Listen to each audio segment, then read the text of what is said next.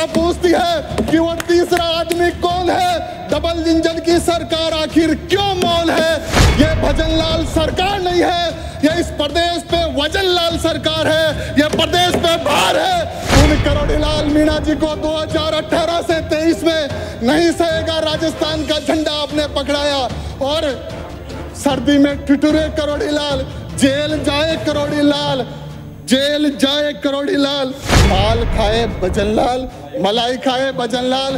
कि नौजवान की आवाज को दबाने के लिए ये वरिष्ठ भाजपाई खड़े हो गए हैं, लेकिन ये आवाज दबने वाली नहीं है। ये पीड़ा एक नौजवान की कि हम मुख्यमंत्री के पार्टनर है, जितना लूटना है इस किशनगढ़ को, अजमेर को, उतना लूट लो। आपको प्रूफ देना पड़ा कि मुख्यमंत्री जी के पार्टनर कौन है? चलता देगी अगर नहीं लाए तो विधानसभा में जवाब देना पड़ेगा। लाइए विधानसभा में जवाब, लाइए विधानसभा में जवाब। इससे पे काम हो रहा है, विधानसभा में जवाब लाइए। अभी मैं लाता हूँ गुस्सा, इस बार को उखाड़ के अभी गुस्सा लाता हूँ। आने वाले समय में मैं लाता हूँ गुस्सा। ऐसे तुम्हारा करना होगा क्या? आपको रोकना है तो उस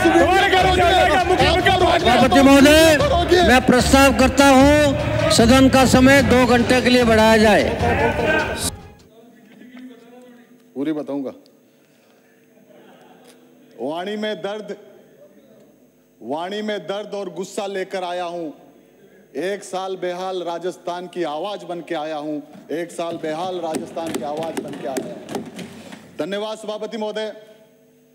राज्यपाल अभिभाषण के वाद विवाद पर मुझ नौजवान को बोलने का अवसर दिया।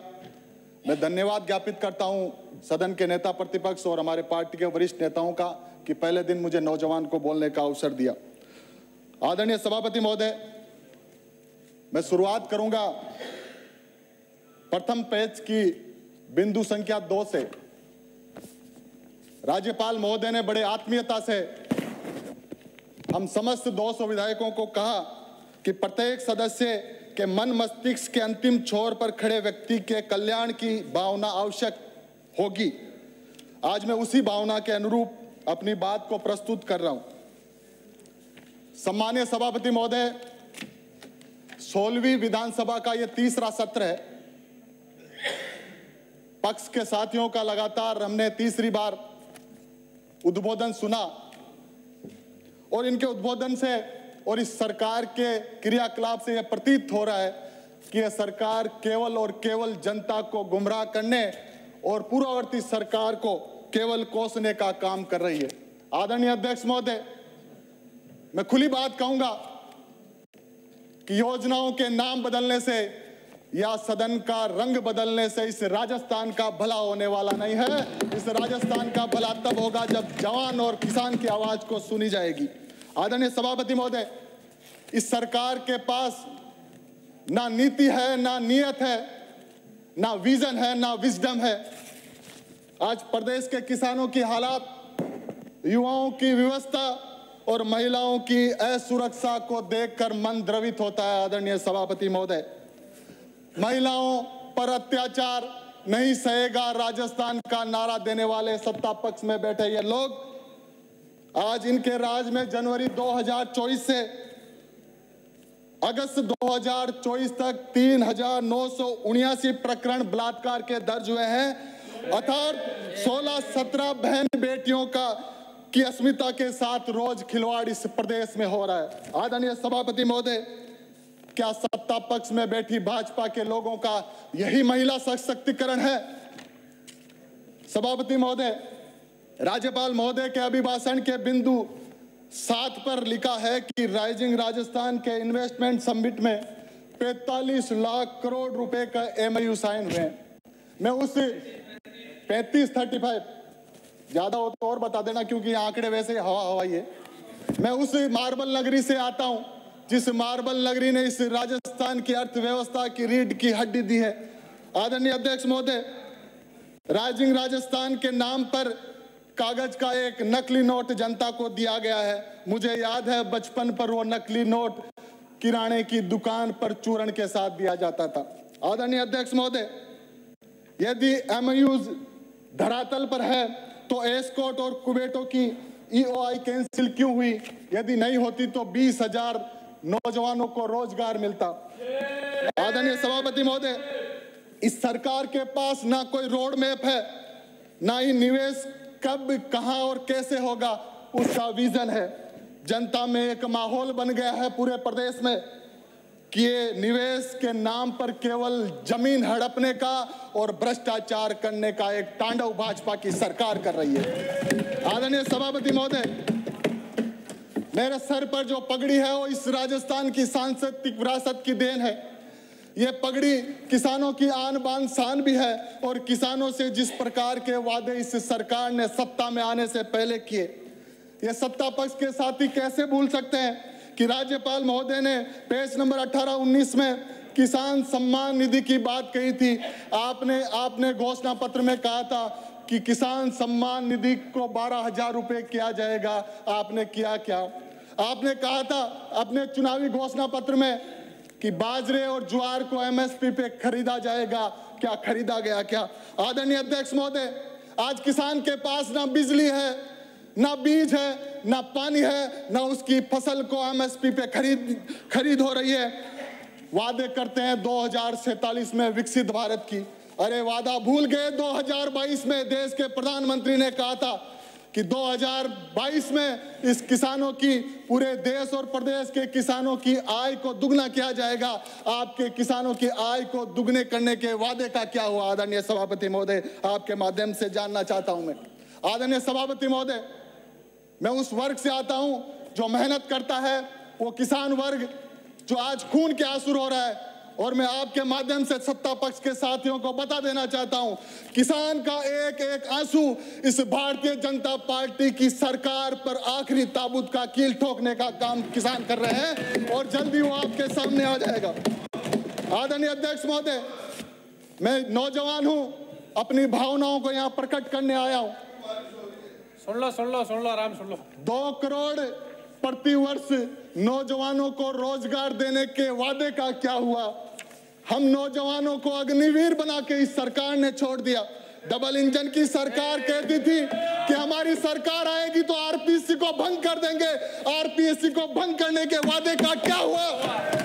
आदरणीय अध्यक्ष महोदय, नौजवान रोजगार मांग रहा है और नौजवानों को ये ड्रग्स दे रहे हैं। और ड्रग्स कहां से आ रहा है?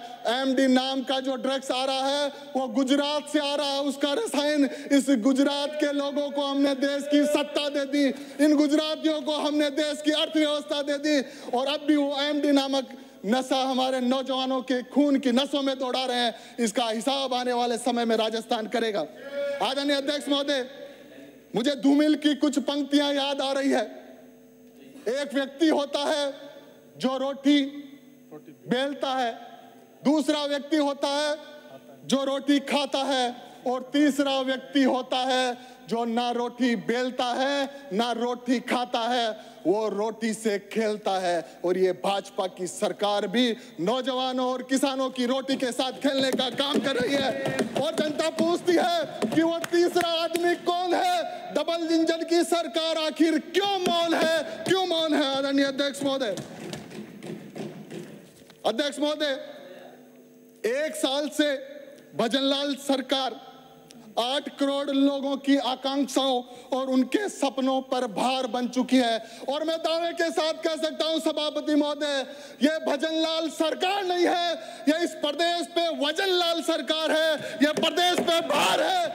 ये वजनलाल सरकार युवाओं के भविष्य पर वजन है। ये वजनलाल सरकार किसानों की समृद्धि पर वजन है। ये वजनलाल सरकार बहन बेटियों की सुरक्षा पे वजन है। और मैं दावे के साथ कह सकता हूं, इस प्रदेश में जिस प्रकार से अफसरशाही हावी हो रहे हैं, इस प्रदेश में जिस प्रकार से माफिया का राज हो रहा है, और दर्द तब होता है, एक नौजवान की भावनाएं उमड़ रही है। आदरणीय सभापति महोदय, इस सीट पर जब करोड़ीलाल जी मीणा बैठे थे और मैं शपथ ले रहा था, माइक चालू था, करोड़ीलाल जी खड़े होकर हाथ मिलाया, मुझे कहा विकास कोई काम हो तो आधी रात को बताना। पर दर्द होता है कि एक मेहनत करने वाले आदिवासी नेता को, दलित नेता को इस प्रकार की छुट्टियां लेने पड़ती है। उसी सरकार से कहना पड़ता है कि यह सरकार मुझे अपमानित कर रही है। वो करोड़ीलाल जी मीणा मैं पहले उनके उत्तम स्वास्थ्य की कामना करता हूं और कहना चाहता हूं, उन करोड़ीलाल मीणा जी को 2018 से 23 में नहीं सहेगा। राजस्थान का झंडा आपने पकड़ाया और सर्दी में ठिठुरे करोड़ीलाल, जेल जाए करोड़ीलाल, जेल जाए करोड़ीलाल, और माल खाए भजनलाल, मलाई खाए भजनलाल। कैसे चलेगा इस प्रदेश में? इस प्रदेश की इस प्रकार की हालत करने का जो जिम्मेदार है वो आदरणीय। हाँ बैठो ना, बीच में यार, बीच में डिस्टर्ब कर रहे हो आप। हाँ बैठो यार आप। आदरणीय अध्यक्ष महोदय बैठ जाओ, मंत्री नहीं बन रहे आप। आदरणीय अध्यक्ष सभापति महोदय, इसको डिलीट किया जाए। मेहनत किसी की, सभापति महोदय, इसको डिलीट किया जाए। आदरणीय अध्यक्ष ये महोदय, बदतमीजी वाली बात है। मेहनत किसी की, थोड़ी तो मर्यादा रखें। मौज किसी का। बजट पर ही अपनी बात 15 मिनट है मेरे पास, 15 मिनट। और इधर उधर जो हो गए तुम लोग, जो अनावश्यक, ये अचानक किरणलाल जी में इतना प्यार क्यों उमड़ रहा तुमको? जेल भेजने वाले तुम थे, जो है हटाया। किरणलाल जी को जेल भेजने वाले तुम थे। राजीव बैठो भाई, बैठो, बोलने दो। आप बैठिए। बड़ा दर्द हो रहा है, बड़ा दर्द हो रहा है। बैठ जाओ आप यार, बीच में पंचायती करते मिनट। ये आपके कमजोर नेतृत्व का परिणाम है कि नौजवान की आवाज को दबाने के लिए ये वरिष्ठ भाजपाई खड़े हो गए हैं, लेकिन ये आवाज दबने वाली नहीं है। ये पीड़ा एक नौजवान की, जो नौजवान बड़ी मुश्किल से सड़क पे लड़के इस सदन में आया है, और आपके द्वारा ये आवाज रुकने वाली नहीं है। आदरणीय अध्यक्ष महोदय, आपकी मेहरबानी से, आदरणीय अध्यक्ष महोदय, आपकी मेहरबानी से, आदरणीय अध्यक्ष महोदय, इस कमजोर नेतृत्व का परिणाम है कि राजस्थान राइजिंग होने नहीं जा रहा, राजस्थान फॉलिंग राजस्थान बनने जा रहा है, फिर से बीमारू प्रदेश बनने जा रहा है, जिस प्रदेश को बीमारू प्रदेश की श्रेणी से पूर्व मुख्यमंत्री अशोक गहलोत जी ने निकाला था। कांग्रेस के राज में बीमारू प्रदेश की श्रेणी से बाहर निकला। आदरणीय अध्यक्ष महोदय, मैं एनसीबी की एक रिपोर्ट लेके आया हूं कि एनसीबी की रिपोर्ट है, ड्रग्स के मामले में राजस्थान देश में तीसरे नंबर है। हरियाणा और पंजाब के बाद नौजवानों की नसों में खून में ये एमडी देने का काम कर रहे हैं। आदरणीय अध्यक्ष महोदय, ना बुजुर्गों को पेंशन ये दे रहे हैं, आदरणीय अध्यक्ष महोदय, ना विधवाओं को पेंशन ये दे रहे हैं, आदरणीय सभापति महोदय, ना विकलांगों को ये पेंशन दे रहे हैं। और इनकी कथनी और करनी की जो बात है, ये लोग एसटी एससी के साथ जो खिलवाड़ कर रहे हैं, उनके भविष्य के साथ आज उन छात्रों को छात्रवृत्ति देने का काम भी ये सरकार नहीं कर रही है। इसलिए ये पूरा राज्यपाल महोदय का अभिभाषण राजनीति से ओतप्रोत है, आदरणीय सभापति महोदय, और इसका अभिभाषण का ना कोई विजन है, ना कोई इनका महत्व है। आदरणीय सभापति महोदय, मैं किशनगढ़ नगरी से आता हूं। किशनगढ़ का जो संभाग का दूसरे नंबर का बड़ा हॉस्पिटल है, आज उस हॉस्पिटल में चिकित्सा मंत्री की बात नहीं मानी जा रही है। हमारे वहाँ रेडियोलॉजिस्ट नहीं है, बरसों से रेडियोलॉजिस्ट नहीं आपने लगाया, लेकिन सरकार के मंत्री की अवहेलना भी उन अफसरशाही लोगों ने की है। वीडियो वायरल हो रहे हैं बजरी के, बजरी माफिया हावी हो गए, शराब माफिया हावी हो गए, और जिस प्रकार से तांडव अजमेर जिले में है। मैं अजमेर जिले में विपक्ष का एकमात्र विधायक हूं, और वहां के मंत्री और लोग कहते हैं कि हम मुख्यमंत्री के पार्टनर हैं, जितना लूटना है इस किशनगढ़ को, अजमेर को, उतना लूट लो।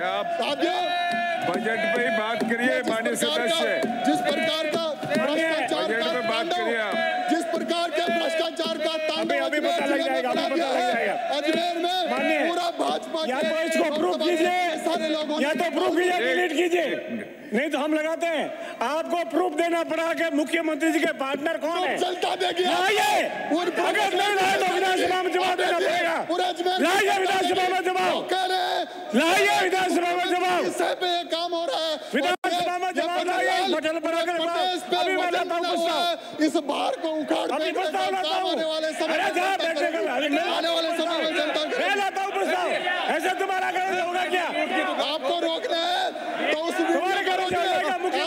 सभापति महोदय, मैं प्रस्ताव करता हूं सदन का समय 2 घंटे के लिए बढ़ाया जाए। सदन का समय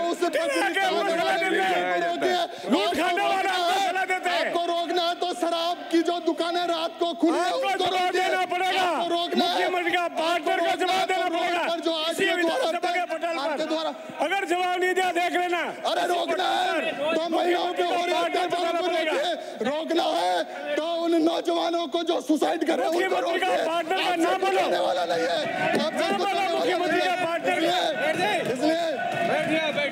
इसलिए ये पूरी तरह फेलियर सरकार है।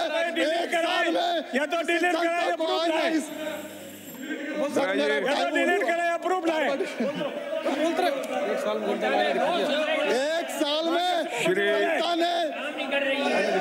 जनता ने आईना दिखा दिया। एक शिक्षा मंत्री जो एक बच्ची को पूछ रहा है 10th और 10वीं क्या है, ऐसा शिक्षा मंत्री यदि इस प्रदेश का शासन में बैठा है तो इससे बुरा कुछ होने वाला नहीं है।